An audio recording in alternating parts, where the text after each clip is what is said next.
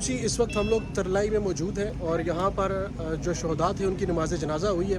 ہمارے ساتھ عثمان بھائی ہیں جو کہ بڑے لمبے عرصے سے اس طرح کے ایونٹس کو کور بھی کرتے ہیں, کرائم کی بیٹ بھی کرتے ہیں اور ڈفرینٹ اور بھی چیزیں ان کے کریڈٹ پہ ہیں جن کو ہم دیکھتے ہیں. عثمان بھائی کیا کہتے ہیں آج کی اس نماز جنازہ کے حوالے سے اور کل جو بلاسٹ ہوا ہے اس کے حوالے سے؟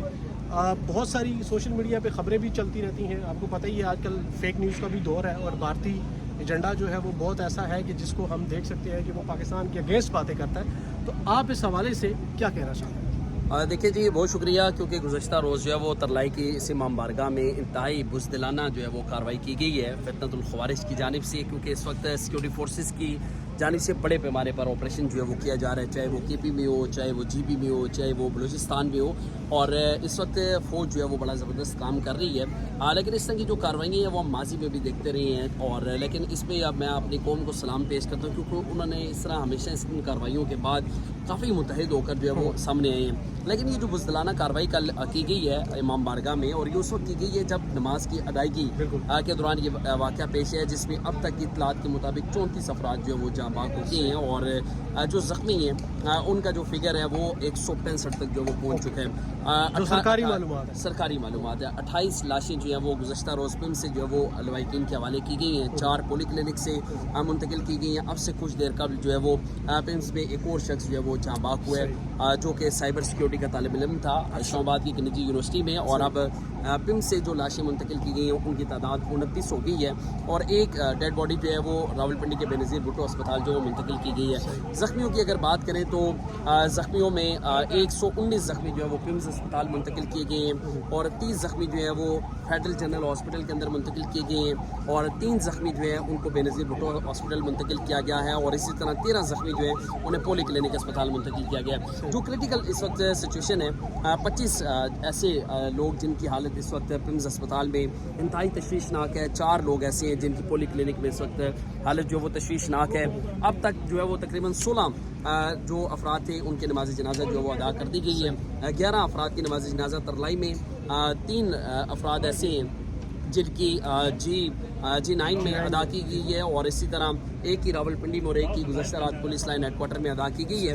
تو میں سمجھتا ہوں کہ اس طرح کی جو بزدلانہ کارروائیاں ہیں وہ صرف پاکستان کے امن کو خراب کرنے کی جو وہ کوشش کر رہی ہیں, اور اس طرح کی بزدلانہ کارروائیوں سے نہ یہ قوم پہلے مایوس ہوئی ہے نہ اب یہ مایوس ہوگی. لیکن اس پہ فقہ جعفریہ کی جانب سے 10 روزہ سوگ کا جو وہ اعلان کیا گیا ہے. پنجاب حکومت نے اپنی تمام تر جو تقریبات تھی وہ منسوخ کر دی ہیں, اور جس طرح کل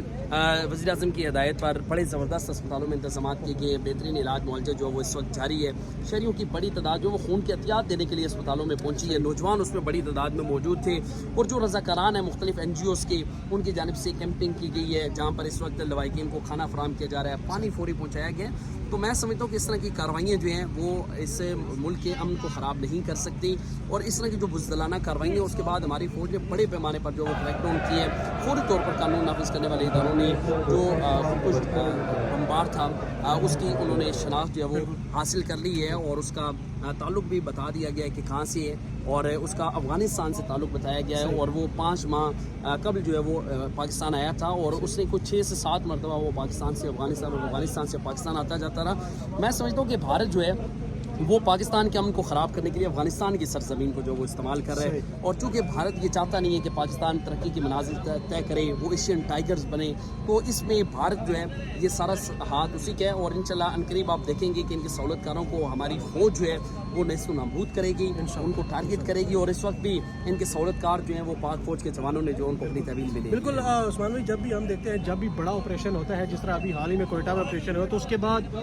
جو ایک کوئی نہ کوئی ایسا انسیڈنٹ کیپٹل میں یا سراؤنڈنگ میں ہوتا ہے, تو امید کرتے ہیں کہ اللہ پاک جو ہے ہمارے ملک کے جوانوں کو سلامت رکھے, اور جو دشمن ہیں ان کو ان کے ارادوں میں نیست و نابود کرے. بہت شکریہ عثمان بھائی, آپ نے ٹائم دیا. انشاءاللہ ملاقات ناظرین. عثمان بھائی نے جو ڈیٹیل آپ کو دی ہے اس کے مطابق اوبیسلی آج جو معاملات ہوئے ہیں وہ آپ سب کے سامنے ہیں, اور جنازہ ہو چکا ہے, اور تمام میتیں جو ہیں وہ اپنے آبائی گھروں میں پہنچا دی گئی ہیں, ان کی طرف روانہ کر دی گئی ہیں, جو